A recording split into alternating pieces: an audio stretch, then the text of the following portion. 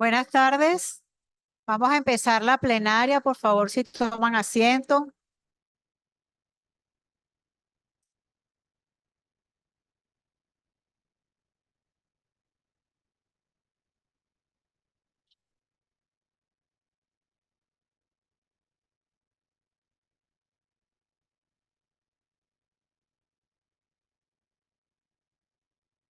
Bueno, buenas tardes. Vamos a empezar con la plenaria. Tenemos un invitado muy especial.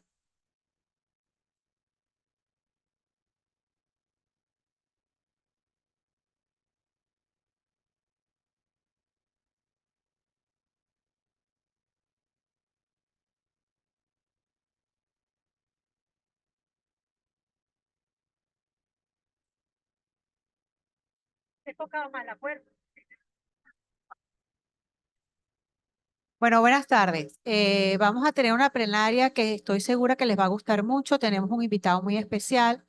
Me va a acompañar la doctora Maite González. Ella es cardiólogo de Mérida y es profesora del posgrado de la ULA. Es presidente de la filial Mérida de la Sociedad Venezolana de Cardiología y ella es la que nos va a presentar a Efraín, que es quien nos va a dar una conferencia que estoy segura les va a gustar muchísimo. Muy buenas tardes. Bueno, realmente es un placer para mí poderles presentar al doctor Efraín Gómez. El doctor Efraín Gómez es médico internista, cardiólogo, especialista en medicina crítica y cuidados intensivos, diplomado en diabetes mellitus tipo 2, diplomado en epidemiología clínica, jefe de la unidad de cuidados intensivos cardiovasculares y miembro del programa de falla cardíaca y trasplante de la Fundación Clínica Chayo. Es presidente de la Sociedad Colombiana de Cardiología y Cirugía Cardiovascular, profesor de medicina de la Universidad de La Sabana, Universidad del Bosque y Universidad Javeriana de Bogotá. El doctor Efraín Gómez pues, nos va a disertar sobre un tema bastante importante, cómo sorteamos esas dificultades para iniciar y titular la terapia en insuficiencia cardíaca con fracción de eyección reducida. Adelante, doctor.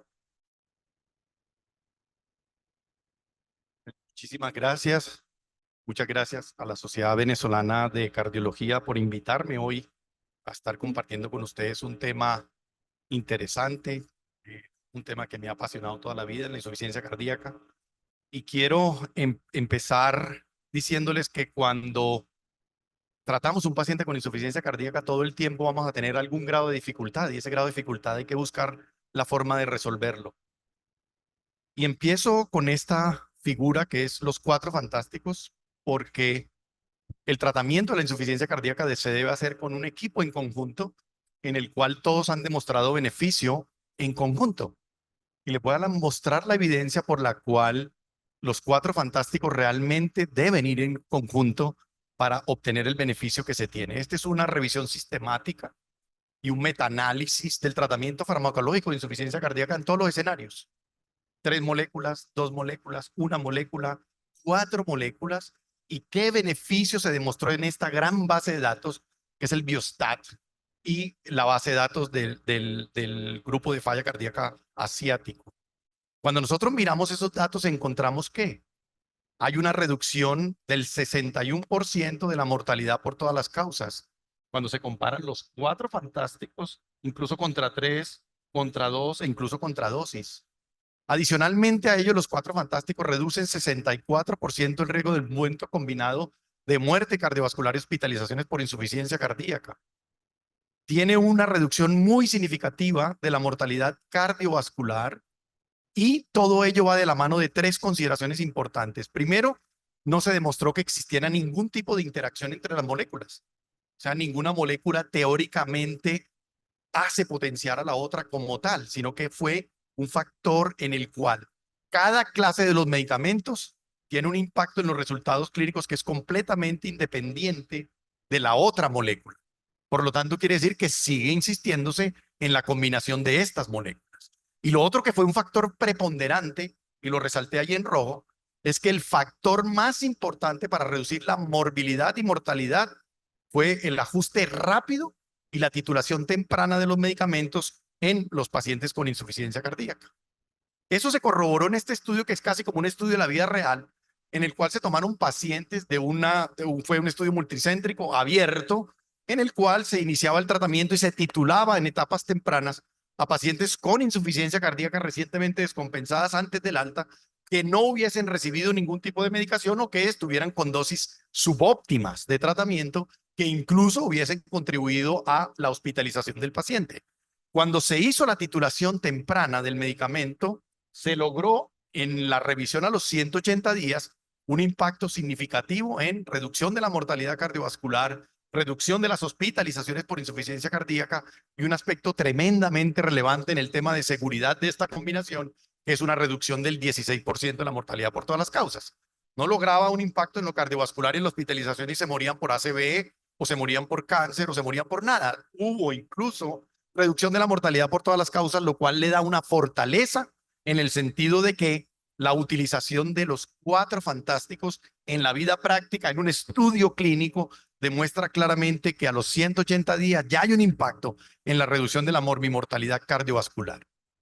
Pero entonces, ¿qué pasa si yo me demoro en iniciar o no inicio estos medicamentos, incluso en un análisis por aparte del mismo estudio? En el mismo Strong Heart Failure, cuando se miró qué pasaba con pacientes con fracción de eyección menor del 40% y no colocara o los colocara tardíamente los beta bloqueadores, había un impacto en la mortalidad con un aumento del 35% de la mortalidad por todas las causas y un aumento del 24% del punto combinado de mortalidad por todas las causas y hospitalizaciones. Y así sucesivamente con todas las moléculas, con los antagonistas de mineralocorticoides, con los SGLT2 inhibidores y con sacubitril o valsartán. De tal forma que el riesgo de retardar u omitir una medicación modificadora de la enfermedad tiene un impacto demostrado en un subanálisis que se hizo del estudio Strong Heart Failure. ¿Qué significa entonces? ¿Qué nos traduce tener un retardo u omisión de una terapia fundacional? Primero, los pacientes probablemente no se les inicie. Si yo no lo inicio en la hospitalización o en el inicio del contacto del paciente, lo que menos ocurre, y lo sabemos desde la era de las estatinas, si no se iniciaban en el hospital, no van a iniciar estatinas los pacientes posinfarto. Y eso ocurre realmente o igualmente en los pacientes con insuficiencia cardíaca. Hay un pobre estado de salud y adicionalmente un deterioro significativo de la calidad de vida, porque todos los estudios de estas moléculas por aparte demostraron mejoría significativa en la calidad de vida. Hay un riesgo excesivo de progresión de la enfermedad. La remodelación reversa del ventrículo izquierdo no se logra y sigue una remodelación adversa del ventrículo izquierdo que hace que progrese a una dilatación ventricular, a un estadio más avanzado en el cual la estrategia terapéutica ya no va a obtener ningún beneficio. Y se impide la posibilidad de reducir las muertes y hospitalizaciones que son altamente prevenibles, como ya lo mostramos en la parte anterior. Entonces, ¿qué implicaciones tiene la implementación del tratamiento de la insuficiencia cardíaca basado en las guías? Primero, hay evidencia de una mala implementación. Eso ya lo hemos visto en la mayoría de los registros del mundo de los medicamentos modificadores de la enfermedad. La falta de optimización del tratamiento se explica en parte por el miedo a algunos efectos adversos o algunos problemas de tolerabilidad. Y la magnitud de este fenómeno, tal como se observa en la mayoría de los registros y en las grandes bases de datos del mundo de la vida real, indican que la inercia clínica podría desempeñar el papel más importante en la no utilización de los medicamentos modificadores de la enfermedad de insuficiencia cardíaca. Este es el estado actual de la mayoría de los registros del mundo del uso de terapia médica basada en guías en pacientes con falla cardíaca con función sistólica reducida. Y miren ustedes que a pesar del tiempo de las moléculas, estamos alrededor del 80 a 90% de la utilización de betabloqueadores y del bloqueo del sistema renina-angiotensina-aldosterona, ya sea con IECAS o EYARNI, en la mayoría de los registros clínicos. Todavía no aparecen todavía los SGLT2, excepto en el registro del Sweet Heart Failure, en el cual en 2018 ya habían alrededor del 60% de los pacientes recibiendo terapia con los SGLT2 inhibidores. Pero cuando vamos a la dosis objetivo, ¿qué encontramos? Las dosis alcanzadas del bloqueo del RAS o de los beta bloqueadores en la dosis objetivo, escasamente el 50% en algunos registros alcanzan la dosis objetivo que produce beneficio, que reduce la mortalidad, que reduce las hospitalizaciones y que realmente tiene un impacto significativo. De tal forma que encontramos una inercia clínica. La inercia clínica puede ser desencadenada por factores que hacen que la intensificación del tratamiento sea más difícil o engorrosa, lo que puede estar relacionado específicamente con características propias del paciente características propias del sistema, y lo vemos todos los días, que no le administran la dosis superior, que no la encuentran, que no la tienen, o incluso con relaciones del propio médico en la inercia terapéutica. ¿Cuáles son los factores que pueden influir en forma significativa en la inercia terapéutica? Edad, sexo, presión arterial, función renal, niveles de potasio, carga de comorbilidades y la fragilidad del paciente. Los factores socioeconómicos, sin duda alguna, en todos nuestros países tienen una repercusión importante, ya sea porque no se le pueda aportar al paciente o porque el paciente tenga que pagarlo de su propio bolsillo la terapia farmacológica. Los antecedentes culturales, el contexto familiar, factores psicológicos. Ustedes saben que la depresión es uno de los factores más importantes para no adherencia terapéutica o el trastorno de la función cognitiva, como vemos en pacientes de edad avanzada. Y hoy revisaremos tres fundamentales que influyen en forma significativa en los resultados clínicos, como son la hipotensión arterial, la función renal y las alteraciones de los niveles de potasio. Estos tres factores cumplen un papel muy importante en la inercia terapéutica, que nos impide, ya sea con temor o sin temor, en la titulación adecuada de los medicamentos modificadores de la enfermedad. ¿Qué hay con hipotensión? Este es el papel predictivo de la presión arterial. La presión arterial, independiente de la fracción de eyección, por debajo del 40%, en la medida que tengo presión arterial más baja y fracción de eyección más baja, simplemente significa que voy a tener más mortalidad. Pero ojo, porque aquí puede haber un truco.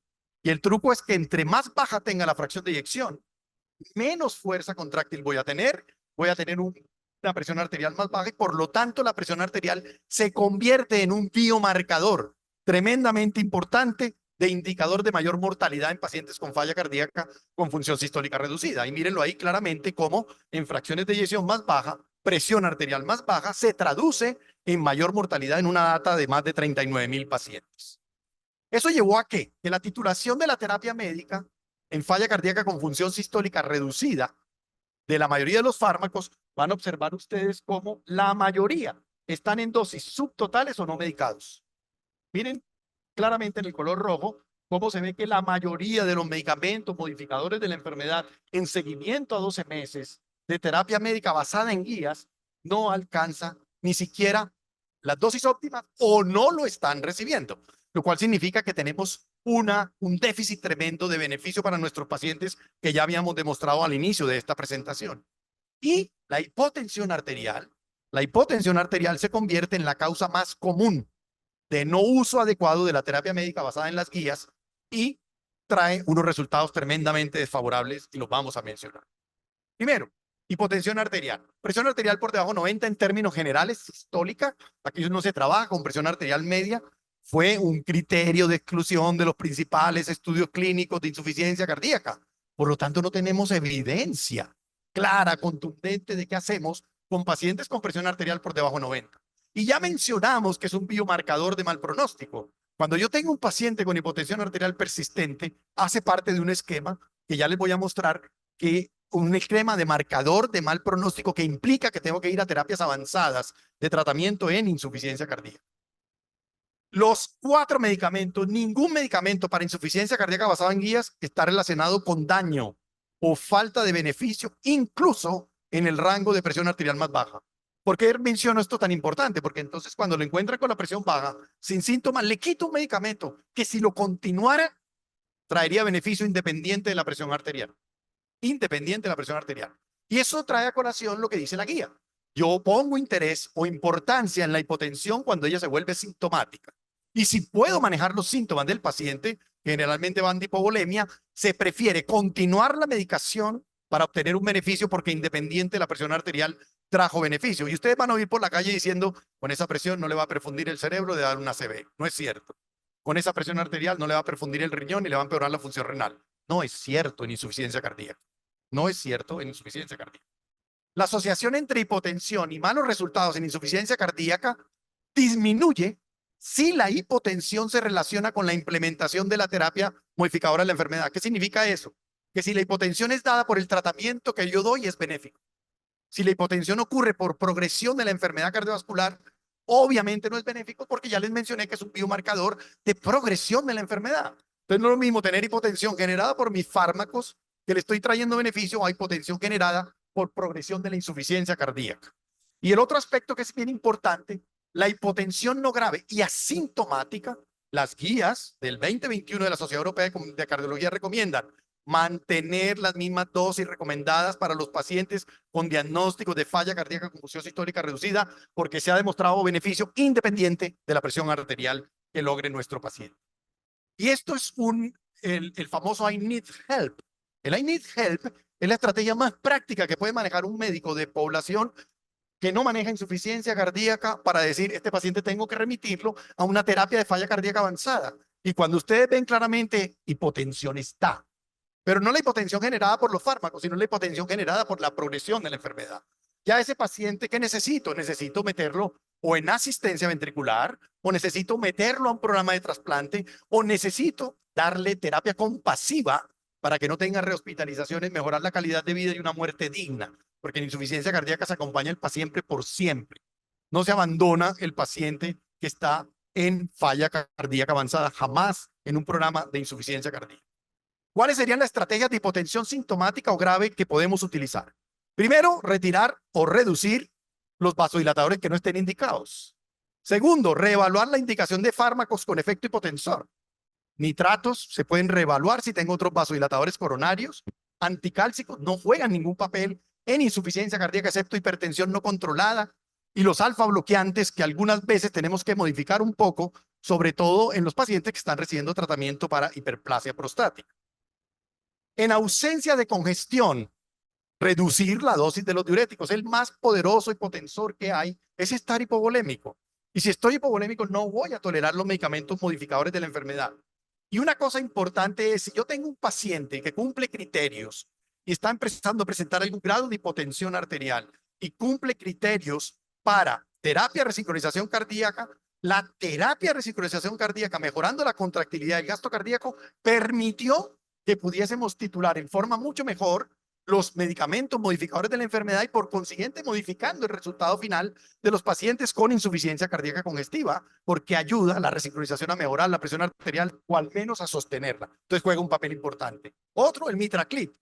La insuficiencia mitral secundaria a dilatación del anillo muchas veces nos impide por el gasto cardíaco, se va una parte del gasto cardíaco por volumen regurgitante mitral, y entonces nos empeora la condición clínica. En algunos casos, en los casos seleccionados que cumplan criterios del COAPT, etcétera, podemos llevar al paciente, le colocamos un MitraClip y nos facilita, por mejoría del gasto, la titulación de medicamentos modificadores de la enfermedad. El otro es el inicio de la optimización de la terapia médica basada en guías, con un seguimiento muy estrecho para detectar tempranamente aquellos pacientes que hacen hipotensión arterial. Ojo, porque hay un factor que es predominante y lo veo en la práctica clínica todos los días. Los pacientes suelen sentirse mejor con el tratamiento y empiezan a hacer cosas que no hacían antes. Se levantan más rápido de la mesa, se levantan más rápido de la cama, se intentan recoger la moneda de 10 centavos que hay en el piso y se marean. Eso no significa suspender o retirar el medicamento ni bajarlo. Significa decirle, no hagas eso. Yo les digo, mira, si el billete es de $100, agáchate. Si no, no te agaches porque te vas a marear. Y es verdad, porque no le alcanza a regular la presión arterial en posición vertical porque tiene medicamentos que son vasodilatadores. El otro punto importante, el inicio temprano de dos moléculas que no tienen un impacto en la presión arterial, que serían los SGLT2 inhibidores y los antagonistas de mineralocorticoides. Hay un estudio muy bonito del doctor Matt Murray que encontró que los pacientes con falla cardíaca con función sistólica reducida, que se les daban antagonistas de los mineralocorticoides, tenían presión arterial alta, 120, 130, se las bajaba. Y los que tenían presión arterial baja, se las mejoraba. Se las mejoraba porque mejoraba el gasto cardíaco. Entonces, no es un hipotensor, se considera como un antihipertensivo y por lo tanto se puede dar porque los antihipertensivos no son hipotensores, excepto que esté hipovolémico. Entonces, esa es otra consideración importante. Evaluar y ajustar la titulación en cada visita médica para poder detectar las características que hacen que mi paciente realmente tenga o no hipotensión arterial. ¿Qué otra estrategia utilizamos? En insuficiencia cardíaca, la frecuencia cardíaca elevada en ritmo sinusal, el uso de ivabradina podría facilitar el alcance de la frecuencia cardíaca objetiva. Entonces, eso es lo que hago con muchos pacientes. Si tengo frecuencia por encima de 70 en ritmo sinusal y estoy apenas titulando el beta bloqueador y no alcanzo un bloqueo, agrego ivabradina. ¿Qué papel cumple la ivabradina? Entonces, tiene un impacto muy importante porque no es hipotensor, pero mejora el gasto cardíaco. Mejora el gasto cardíaco por una teoría muy vieja que conocemos que se llama el fenómeno de Bode o escalera de Trepé o relación fuerza-frecuencia, que implica que el corazón normal, cuando yo le aumento la frecuencia cardíaca, aumenta la contractilidad, todo lo que le pasa a todos los deportistas. Esa es la realidad. Eso nos retrasó 25 años el uso de betabloqueadores. Creer que eso aplicaba también para el corazón enfermo. Y es completamente diferente. Y observen cómo ahí está la curva de relación fuerza-frecuencia. La relación fuerza-frecuencia está ahí claramente, en el cual aumento la frecuencia cardíaca y se aumenta la contractilidad, hasta un punto en que pasa el umbral aeróbico y ya se cae la contractilidad. Yo no puedo meter a un corazón de más de 300, se me va a caer la contractilidad. Y en el corazón disfuncional es en la línea verde. Si yo tengo un corazón en insuficiencia cardíaca y bajo la frecuencia cardíaca, se mejora la contractilidad. Ojo, se mejora la contractilidad. ¿Por qué no lo hacen los betabloqueadores? Porque necesito tiempo para titularlo y porque son depresores miocárdicos, y eso es real. Entonces, mientras alcanzo el efecto celular, me tengo que demorar titulando, y después de que alcance el efecto celular, ya no voy a tener efecto inotrópico negativo, porque se mejoró el celular. Entonces ahí cuando pongo ivabradina, mejora la contractilidad, mejora el gasto cardíaco y me facilita la titulación de los otros medicamentos modificadores de la enfermedad. Se ha demostrado que los betabloqueadores son eficaces y seguros en los estudios clínicos, incluso en pacientes, o sea, todos los pacientes que empezaron incluso desde 85 milímetros de mercurio. Obviamente recuerden, ya lo había mencionado, que no ingresaron a la mayoría de los estudios clínicos. ¿Cuándo le achaco la hipotensión? Todo el mundo le echa, yo digo, los dos cerebros, el izquierdo y el derecho. Cuando pensamos con el izquierdo decimos los betabloqueadores son muy malos y antihipertensivos, cuando estamos hablando de hipertensión. Cuando estamos en falla cardíaca, no le suba el betabloqueador porque se le va a bajar la presión arterial. Estamos pensando con el derecho. Entonces yo digo, bueno, ¿cuándo vamos a pensar como debemos pensar con los betabloqueadores? Los betabloqueadores se les puede atribuir la hipotensión cuando ella viene acompañada de bradicardia o de no respuesta al betabloqueo. Ahí sí está verdaderamente betabloqueado. Entonces, si ocurre por ahí, podrían atribuírsela. De lo contrario, no producen ese efecto en términos generales como hipotensor porque son muy malos antihipertensivos. Disfunción renal. La prevalencia de disfunción renal es el 50%. En nuestro registro es el 60% de nuestros pacientes de falla cardíaca tienen tasa de filtración glomerular por debajo de 60 y se asocia con una mayor morbimortalidad. Una de las causas más frecuentes de subutilización del todo el sistema RAS de la terapia médica basada en guías es justamente la deterioro de la función renal. El empeoramiento de la función renal fue la razón, una de las razones más poderosas para no alcanzar la dosis objetivo en alrededor del 10% de los pacientes en la mayoría de los registros clínicos, y las guías recomiendan la suspensión de IECA o ARA2 o antagonistas de la aldosterona cuando la tasa de filtración glomerular caiga por debajo de 20 en el tratamiento con sacubitril o valsartán o por debajo de 30 con inhibidores de la ECA o ARA2. Pero cuando uno mira el inserto de sacubitril o valsartán, se muestra que uno lo puede utilizar por encima de 15. Yo no lo utilizo en diálisis, pero si el paciente viene en tratamiento y entra a diálisis, no me lo quito. Si por alguna razón entra a diálisis, no se la quito. Y no se la pongo en diálisis porque todavía nos falta evidencia y adicionalmente no me lo aprueban porque en Colombia está contraindicado, o sea, no lo aprueba INVIMA si está en diálisis. No si venía de él y entra a diálisis. Se lo sigo poniendo porque hay beneficio y hay estudios que lo muestran también. Entonces, miren lo que ocurrió con aquellos pacientes en el Paradigm y el Paragon que les quitaron porque tuvieron deterioro de la función renal o sin deterioro de la función renal. Y observen, los que tuvieron deterioro de la función renal y siguieron sacubitril o valsartán, impactó en la primera hospitalización y muerte cardiovascular por insuficiencia cardíaca, en el de falla reducida y en el de falla preservada también impactó en el punto final, que obviamente ustedes recuerdan que no fue un punto final que fuera estadísticamente significativa, pero fue mejor que no seguirlo dando en los pacientes con falla cardíaca reducida. Y observen cómo hubo una diferencia importante en el punto renal en los pacientes con falla cardíaca con función sistólica preservada, donde hubo mayor beneficio la consideración de no quitarlo porque hubo deterioro de la función renal, sino continuarlo con las medidas que corresponden. Los pacientes que experimentan un deterioro de la función renal por debajo de 30 enfrentan un mayor riesgo cardiovascular y peores resultados renales.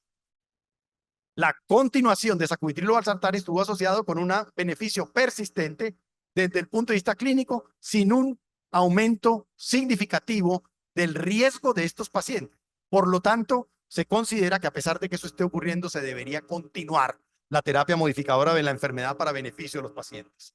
¿Qué demostró la terapia basada en guías? Que hay beneficios tanto en pacientes con enfermedad renal crónica o sin enfermedad renal crónica con el uso de sacubitril o valsartán, especialmente los inhibidores de la ECA, ARA2 o sacubitril o valsartán y los SGLT2 producen todos estos medicamentos una disminución temprana, autolimitada de la tasa de filtración glomerular y rara vez refleja daño renal y se asocia con beneficios renales a largo plazo y por lo tanto no se debe conducir a reducción de la medicación si hay una caída inicial de la tasa de filtración glomerular. La van a ver los primeros 6 meses de inicio del tratamiento. Pierdan el miedo y síganlo poniendo porque va a haber beneficio. Se recomienda iniciar tratamiento o aumentar la dosis máxima tolerada o de beneficio clínico, aconsejándose un aumento temprano si la tasa de filtración glomerular no cae por debajo de 30, o son las recomendaciones de las guías, y se podrían considerar un cambio hemodinámico apropiado al inicio del tratamiento, que eso es lo que normalmente se ve, y que la función renal y los electrolitos deben controlarse con más frecuencia para estar pendiente de las modificaciones que implique el deterioro de la función renal, especialmente lo que acompaña a la hipercalemia. Esta es una estrategia que utilizó el énfasis. El énfasis eran pacientes con falla cardíaca clase funcional 2, tenían menos de 55 años de edad y algunos que tuvieran fracción de eyección mayor, que tuvieran un QRS mayor de 130.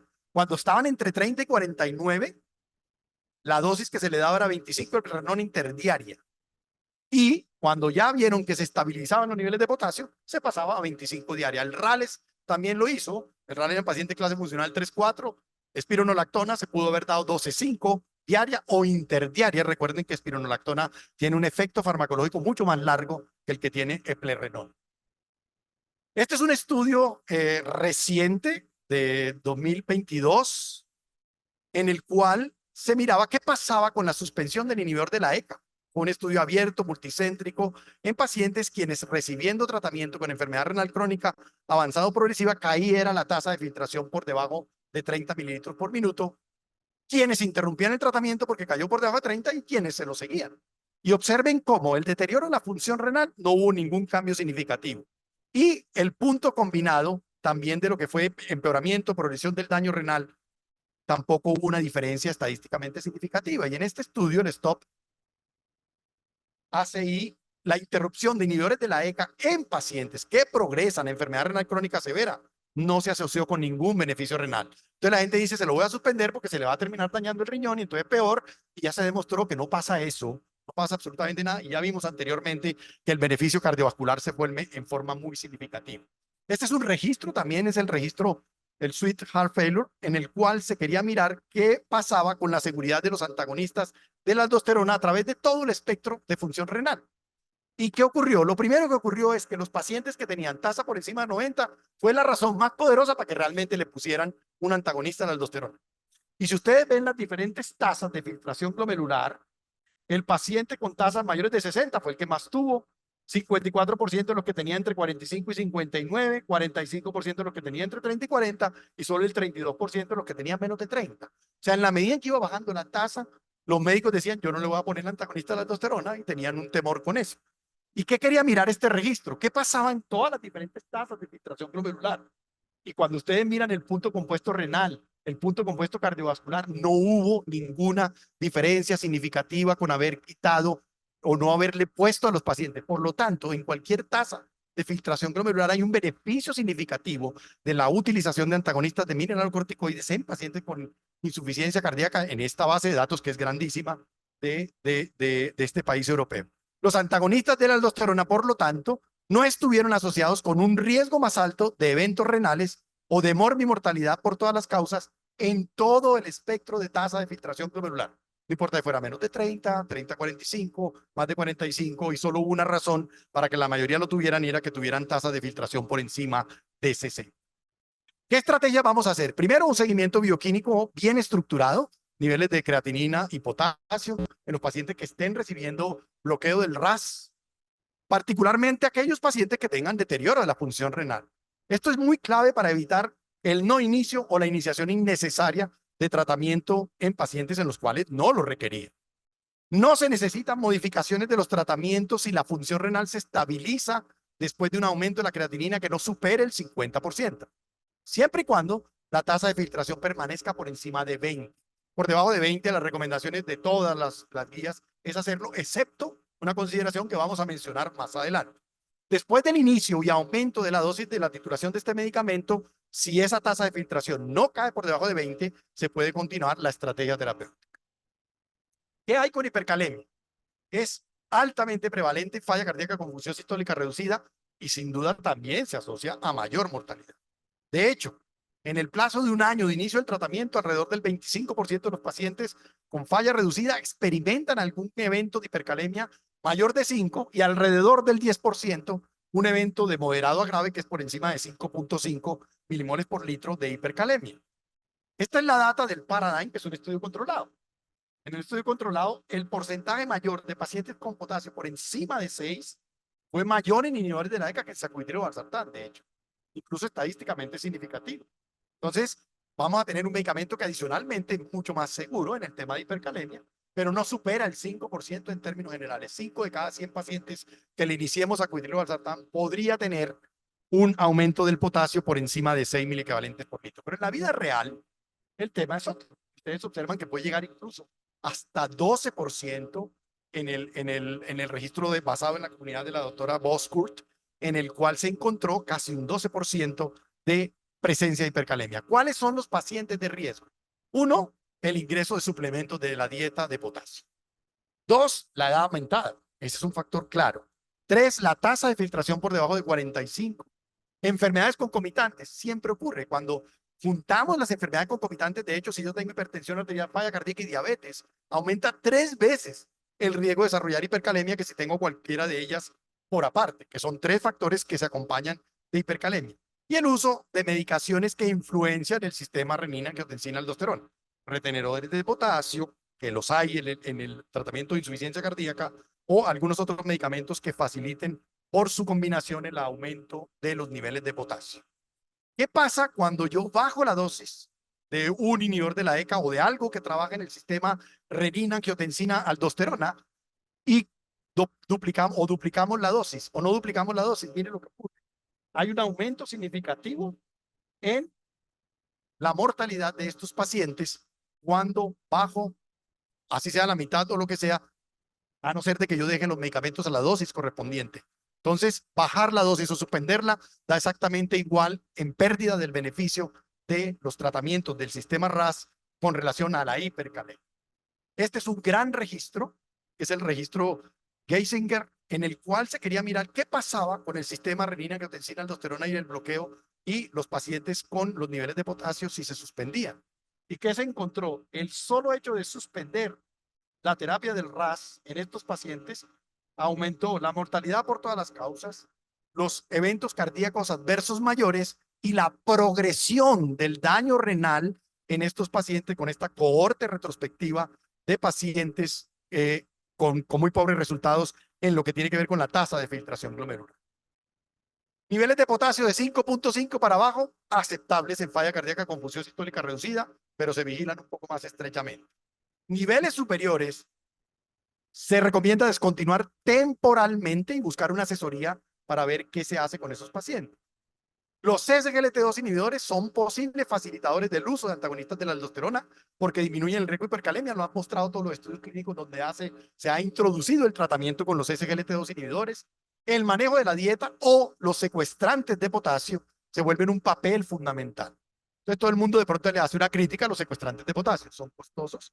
Nosotros ya tenemos en Colombia el ciclosilicato de sodio y circonio. Funciona perfectamente bien en los pacientes con insuficiencia cardíaca. Y yo pongo un ejemplo, por ejemplo, si usted va a empezar un tratamiento quimioterápico, ¿cuál es la primera molécula que se formula? Un antiemético. Es lo primero que se formula para poder tolerar el tratamiento que te va a salvar la vida en el cáncer. Y probablemente eso es lo que va a ocurrir con los secuestrantes. ¿Qué es lo primero que vamos a tener que formular en un paciente con riesgo de hipercalemia? Ciclosilicato de sodio y circonio para poder darle los medicamentos que le salvan la vida a un paciente. Y baja el potasio muy bien, tiene casi ningún efecto adverso y es bastante seguro. La optimización de la monitoría de laboratorio podría facilitar el llenado de la brecha que existe entre el uso deficiente de antagonistas de la aldosterona observado en el mundo real y el observado en los estudios clínicos. Es del 80% de la brecha. 80% no poner antagonistas de la aldosterona simple y llanamente por el miedo a la hipercalemia. ¿Cuáles son las recomendaciones en situaciones especiales de hipercalemia? Les recomiendo este artículo, es libre. Nosotros trabajamos en esta guía de hipercalemia para el manejo de los pacientes en riesgo de hipercalemia. Lo encuentran en los archivos de Cardiología de México. No lo publicamos en Colombia porque nos demoraba mucho la publicación. Entonces, por la fila que había de artículos para publicar, lo publicamos aquí y simple y llanamente ahí se aplica. ¿Dónde aplicaríamos los medicamentos secuestrantes de potasio?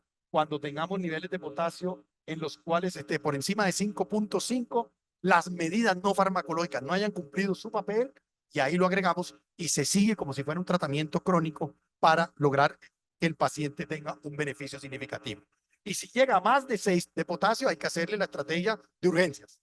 Hay que mandar al paciente a urgencias, porque ese no es para manejarlo ambulatorio, o sea, no en el servicio de urgencias, porque es una intervención de alto riesgo dejar a un paciente con más de 6 miliequivalentes de potasio, si el paciente es ambulatorio, o si está en la clínica, pues hacer la intervención que corresponde. En conclusión, en pacientes con insuficiencia cardíaca congestiva, si tenemos tasa de filtración por debajo de 30, iniciamos una titulación en dosis bajas de todos los 4 medicamentos. Sacubitrilo, los antagonistas de mineralocorticoides se dejan para lo último por el tema de deterioro de la función renal y la prevención de hipercalemia, mientras mejoramos las otras 2 condiciones. Y cuando el paciente adicionalmente no tiene alteración de la función renal, pero la presión arterial por debajo de 100, se empieza igual, cuarto de la dosis, pero se invierte. Simple y llanamente, el antagonista de la aldosterona sí se pone arriba y abajo se empieza el beta bloqueador para impedir o mitigar el efecto depresor miocárdico, no hipotensor, depresor miocárdico de estas moléculas. Y continuar haciendo la titulación en forma consecutiva. Muchísimas gracias. Si hay preguntas o comentarios,